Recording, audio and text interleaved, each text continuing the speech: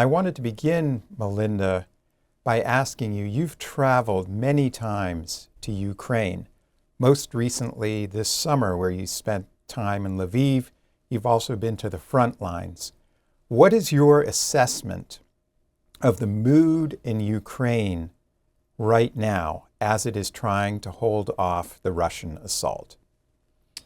Jacob, the mood in Ukraine is one of determination, but the people there are very tired. This is the third winter of war, and the electrical grid is very weak, and people are worried that it's going to be even more dark and cold this winter. It really depends on how many missiles the Russians fire and if they hit in the right places.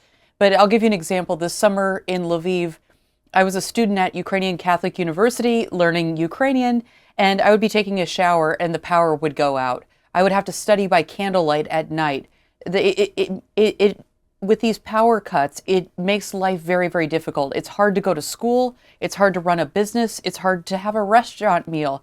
I would be in the middle of purchasing a gift or at the store, and the Visa card machine would go down.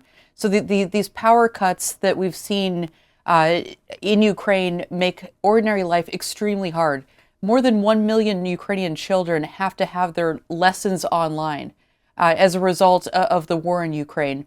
If the air sirens go off, kids go down in the shelters, and they can't be sitting in their classrooms. So education is constantly interrupted as well.